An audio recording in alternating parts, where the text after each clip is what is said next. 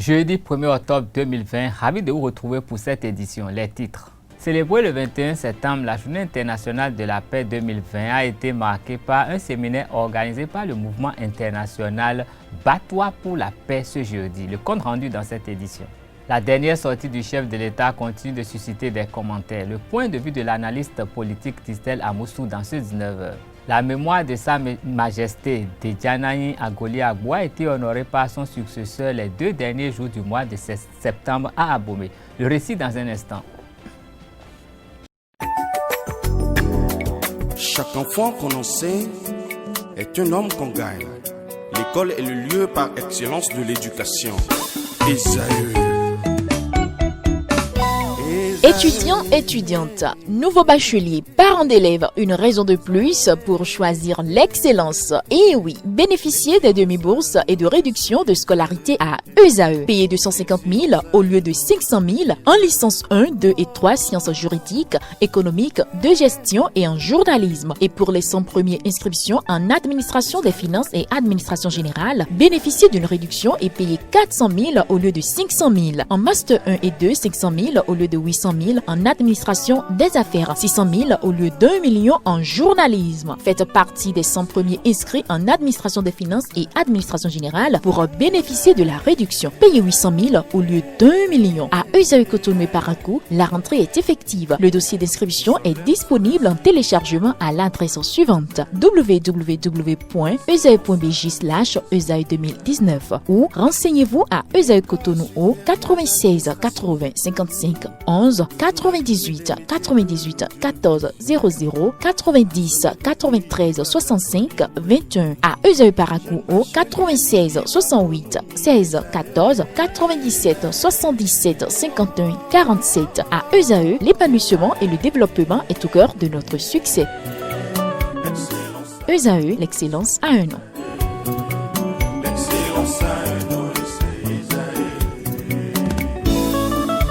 La rumba, c'est la musique des sages.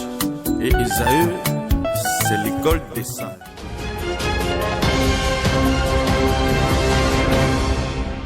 Mesdames et messieurs, bonsoir. Ouvrons cette édition par une brève. Le directeur des affaires juridiques et financières, Richard Aholonsou de la mairie de Cotonou, vient d'être relevé de ses fonctions par le maire par intérim de la ville vitrine Randis Arwandinou, rapporte Banuto. Selon les informations recueillies auprès d'une source à la mairie de Cotonou, son limogeage a été décidé par le maire par intérim en réaction à un acte d'insubordination, informe-t-on. Contacté par Banuto, le directeur des affaires juridiques et financières n'a pas souhaité faire des commentaires sur le sujet. Le limogeage de directeur intervient quelques jours après une vague de suspension d'agents et de cadres de l'administration municipale. Au total, 11 agents et cadres de la mairie ont été suspendus de leur poste et mis à la disposition de la direction des ressources humaines de la mairie de Cotonou en attendant la clarification de leur situation administrative. Les déclarations faites par le président Patrice Talon dans la parution du 9 septembre de l'hebdomadaire Jeune Afrique a fait l'objet de diverses interprétations. L'analyste politique et homme de communication Tistel Amoussou s'est donné le devoir de restituer le cadre de cette sortie. Il s'est exprimé au cours d'une émission spéciale consacrée à cette actualité. Suivons plutôt son argumentaire. Je n'ai pas apprécié ce qu'a dit le chef de l'État. J'ai à m'interroger sur la sémantique. J'ai à m'interroger sur le timing. J'ai à m'interroger sur l'écho que cette interview a reçu au sein de l'opinion et j'ai à m'interroger sur l'impact, n'est-ce pas, de cet exercice sur l'opinion et sur le gouvernement que dirige. Quel est son impact alors sur l'opinion, si c'est ce que vous... Est-ce que ça premier élément, oui, l'impact, premier élément, en moins de 24 heures, cette interview a été lue par le plus grand nombre d'acteurs politiques béninois. Cette interview a été lue par le plus grand nombre de sachants. Je veux parler de professeurs d'université, d'étudiants, de communicants, de communicateurs, de journalistes, Mais après avoir lu, quel est l'intérêt, quel est l'apport, quelle est la contribution au débat actuel? Chacun y va en fonction de ses sensibilités, de ses besoins du moment et de sa ligne doctrinale. Voyez-vous, j'ai écouté une certaine classe politique par rapport à cette interview dire des choses. Écoutez, j'ai lu avec beaucoup de sourire aujourd'hui 2 grandes unes de notre pays, de l'univers médiatique, dire exactement le contraire. Je ne veux pas citer les journaux ici, mais j'ai dit pour une fois, le président Patrice Talon, dans son naturel et dans son véridisme, a donné du fil à retordre à ses services, c'est-à-dire à sa direction de communication, qui aurait pu lui rédiger un canevas strict et l'embrigader dans un concept classique, mais aussi du fil à retordre à son ministre porte-parole du gouvernement, que j'attends sur le terrain du décryptage ou de la dissémination du contenu de cette interview dans l'opinion. C'est dire que le président Patrice Talon a adopté le style François Fillon. Patrice Talon a adopté le style François Fillon. Communication de François Fillon. Élaboré par Anne Méraud. C'est-à-dire que choqué pour impacter. Dire la vérité, s'éloigner de la démagogie, s'éloigner de la mythomanie politique que nous connaissons de façon ordinaire, dire que c'est du gris et mettre l'opinion dans l'ambivalence du blanc ou du noir. Mais le président Patrice Talon a pris l'habitude de rester naturel et vrai, c'est-à-dire dire aux Béninois Mikudo Sourou, Amasion Nabo, Vin et Namo, Papa Degbo Debouor, c'est-à-dire aussi amer que sera la tisane ou le médicament, quels que soient ses effets secondaires, nous avons besoin de nous les administrer pour avoir le salut. Alors, il n'est pas facile pour un chef d'État de le dire de cette façon, avec cette sémantique à son peuple. On aurait pu l'enrober, on aurait pu le vernir, l'entourer peut-être de miel, avant que de faire avaler la pilule aux citoyens. Mais le président Patrice Talon est dans le vrai. Et pour finir, il dit Mikudo Sourou. Mikudo Sourou. C'est-à-dire quoi? C'est-à-dire que même dans votre propre maison ou dans ce studio, lorsque vous voulez faire des travaux, il y aura forcément des gravats, de la poussière. Il y aura un moment d'incommodité ou d'inconfort. Au cours de son interview publiée dans l'apparition du 9 septembre de l'hebdomadaire panafricain Jeune Afrique, le président Patrice Talon a utilisé un thème qui, je cite, « démocratie de pagaille », une expression qui est à équivoque que Distes Amoussou explique. Doit pouvoir arborer son dynamisme, voyez-vous, pour pouvoir être efficace. Et le président Patrice Talon a fait ce choix. En parlant de démocratie, n'est-ce pas, de la pagaille, mais allons rechercher la définition du mot pagaille. Oui, c'est de cela qu'il était question. Et c'est peut-être choquant de le dire de cette façon-là. Oui, devant 300 partis politiques, devant des boutiques politiques, des partis de quartier, où à 8 mois, ou à 1 an d'une échéance, le pays s'arrête. L'administration est bloquée. Les cadres en réunion, en semaine, les moyens de l'État utilisés, des alliances de contre-nature se font et se défont. Quand est-ce que nous avons le temps pour la production du travail des 40 heures que nous devons à l'État payeur? C'est de la pagaille. C'est de la pagaille. Lorsque vous avez à l'Assemblée des députés qui vont sous un étendard et qui arrivent là-bas avant la fin de la mandature, se retrouvent transhumants sous 3 ou 4 autres étendards, comment est-ce que vous appelez ça? C'est de la pagaille.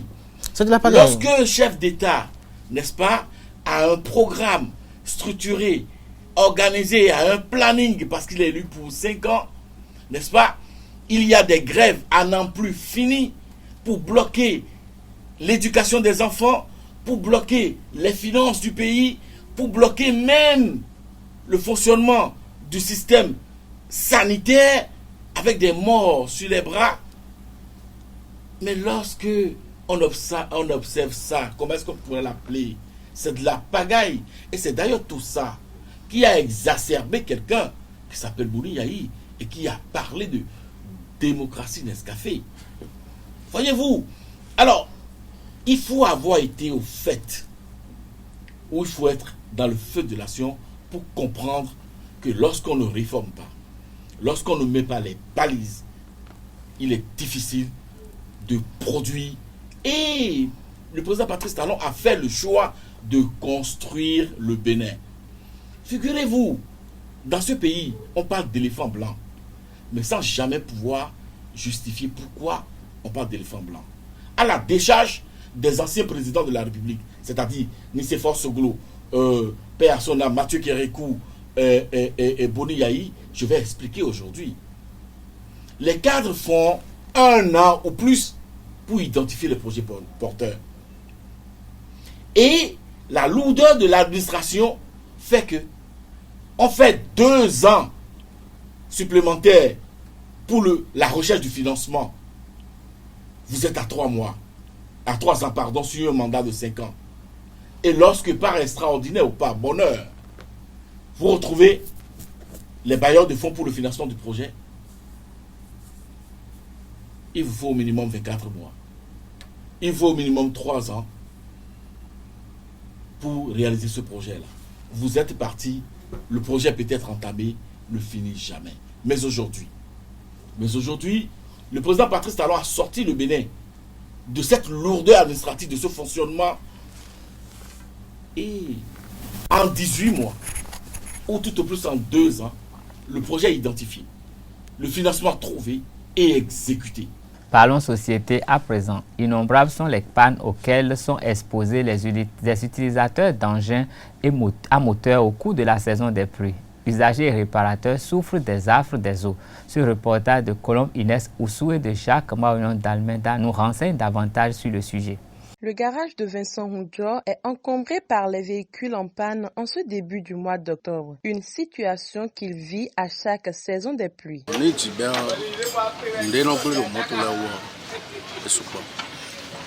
Par exemple, nous prenons tout le candidat, à Jessime Gondia, we go cautiously na je retul la disnobri amot la disnobri urwa attenateur ne leo inobri mina zora ba jibe bon de letion minoze daga no ze tapi bunte no simlai ni je o ka mino dudu wa mona chi khome we go inete ana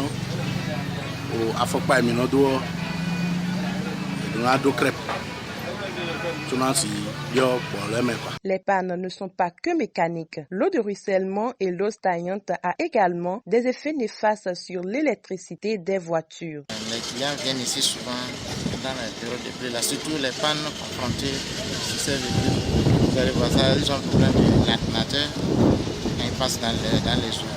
Des fois même on dit le véhicule est coupé en pleine circulation dans la période de pluie. Ici, ils viennent aussi, souvent ils ont un problème d'appareils sur glace. les climatisations, tout ça là, ça arrive souvent. Cet ensemble de pannes est récurrente à la saison des pluies, mais elle s'amoindrit à mesure que les routes s'améliorent. L'association Bas pour la paix a organisé ce jour 1er octobre la Journée internationale de la paix. Un séminaire sur le thème « Comment prévenir le conflit et maintenir la paix » a marqué cette célébration à l'hôtel Saint-Jean de Cotonou. Nos reporters ont participé à cette activité. Suivez le compte rendu. L'esprit d'équipe composant de la paix est une nécessité dans la société. Christiane Tossou s'est appliquée à développer les avantages d'une telle habitude. Qu'est-ce que l'esprit d'équipe? Moi, je dirais que l'esprit d'équipe, c'est un lien.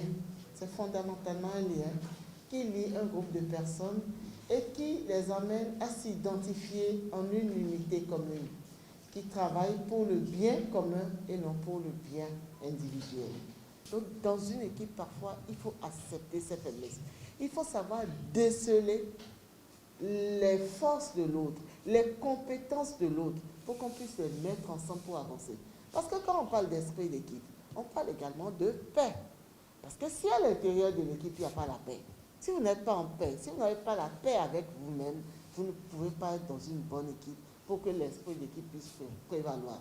Donc, forcément, pour être en plein dans l'esprit d'équipe, il faut être humble, il faut cultiver la paix, il faut savoir s'effacer, accepter ses faiblesses et savoir reconnaître les forces de l'autre.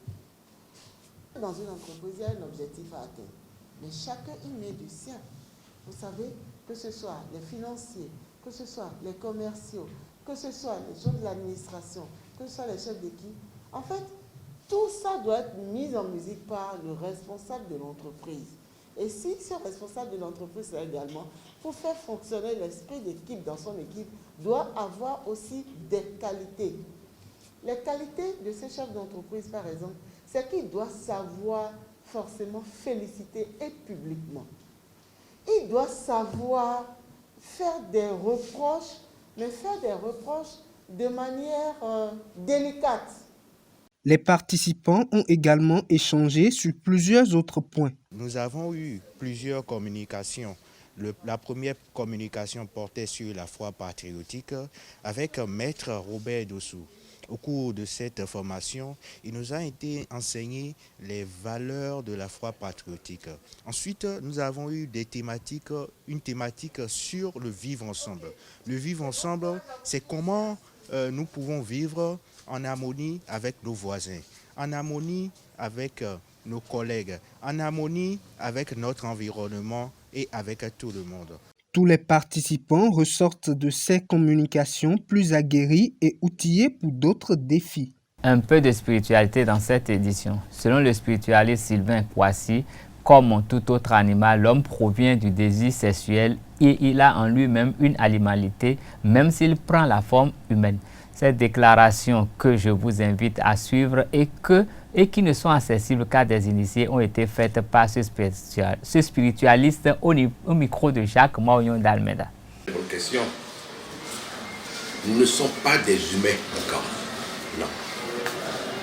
Tout enfant né du désir sexuel, d'un père de chair, d'une mère de chair, n'est pas humain encore. Et porte la forme humaine. L'humain est ce qu'on appelle l'enfant béton, le père de la nature, le père du cosmos. C'est ça l'humain. Adam et Ève étaient béton. Ils étaient deux. Adam et Ève, les deux principes étaient ensemble. En Kabbalah, on dit le être primitif, les deux carrés.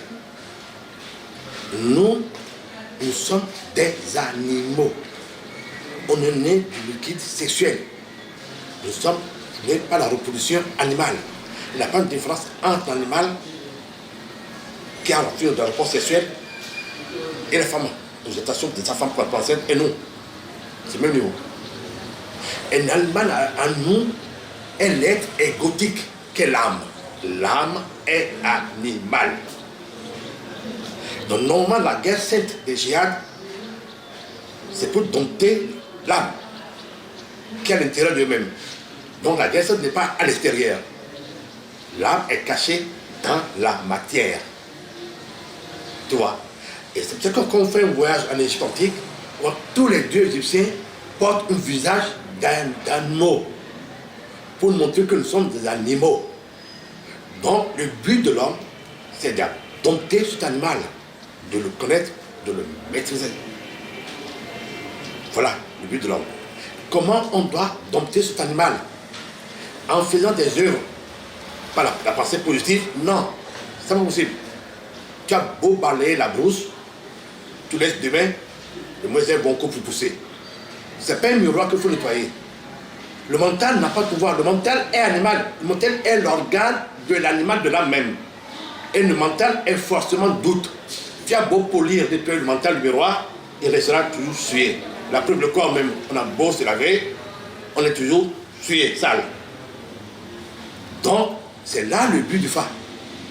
Dieu dit que dans cet animal, Dieu est caché dans l'animal. Donc si Dieu lui-même est caché dans l'inférieur qu'est l'animal, et nous aujourd'hui qui pensons qu'on est des humains, nous refusons l'animalité. Tu vois, pourquoi Dieu est caché dans cet animal, l'animal? Dieu sait que comme l'animal est notre réalité, pour le trouver, soit on fait la paix avec l'animal, soit nous tuons l'animal, on ne le trouvera jamais. Si on dépasse l'animal, donc on est bon, totalement bon. On n'est plus d'animal. Tu vois. Donc si autant qu'on reste animal, on ne le trouvera jamais. L'animal là va le manger. Donc il faut que tu développes la force intérieure qu'est l'amour pour dompter l'animal. Tu ne faut pas le tuer. Si tu tues toi-même. C'est ça qui est difficile. Donc la force que Dieu nous demande, c'est de pouvoir dompter cette bête en nous. Et cette force, que la force intérieure qu'est l'amour qu'est le phare. Seul le phare permet cela. Donc le but de l'homme, c'est d'aller d'abord à l'oracle. Donc les anciens philosophes avaient raison. Homme, connais-toi toi-même, tu comprends l'univers et les dieux. Une page culture dans cette édition. Le roi Idonou Alomankou Agoliagbo a procédé les 29 et 30 septembre dernier à son palais privé à la cérémonie de libation en mémoire de son prédécesseur, Sa Majesté Dejanaï Agoliagbo. À cette occasion, il s'est entouré des dignitaires, des princesses et princes. Le récit est signé Setondé Larios à Diagueno.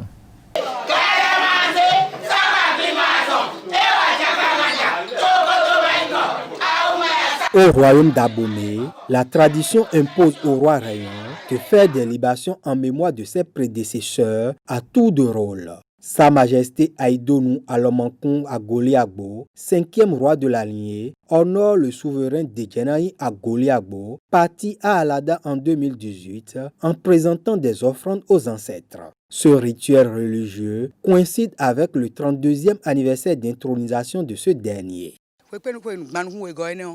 Mais le fils est un méwano blonde là, il t'en dit d'eau. Moi, mi ko dulu ni esi so 29 fois mi ko ba dulu si so 29 septembre. Kaka je 30 be kan so bodogbe. Mi do na do agban. Agban di do yen mi ganon no do agban. So bodogbe tegbe. Eblo po e kon hibe no so bodogbe. Nu dada lesin nu yiwa o. Le no igben. Ahosu atongo eweyin.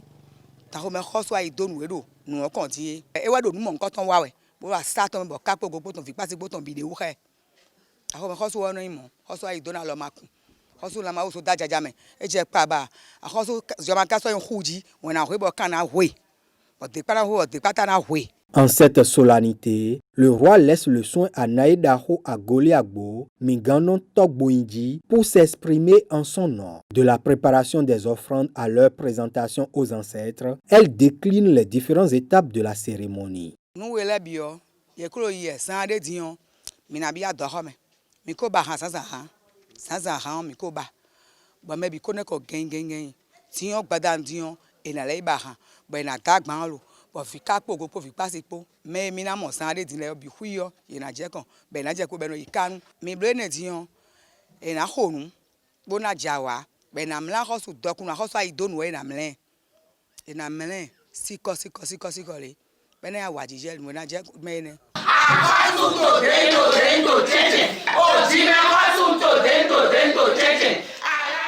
Après avoir sacrifié à cette tradition, Sa Majesté Idonou Alomankou Agoliagbo va bénéficier de beaucoup de grâce. Il en sera de même pour chacun des participants.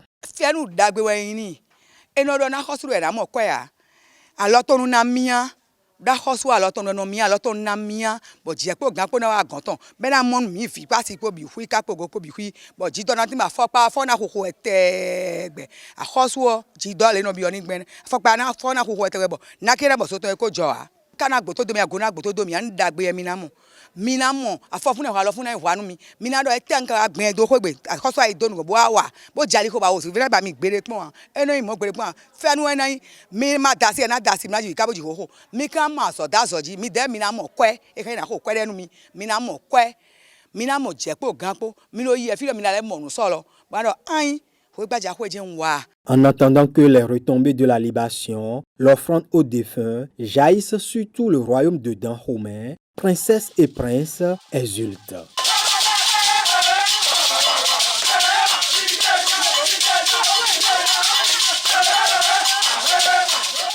Et l'actualité hors de nos frontières pour mettre un thème à cette édition. Et cette actualité nous ramène au Burkina Faso qui s'est doté d'une usine de fabrication d'énergie solaire.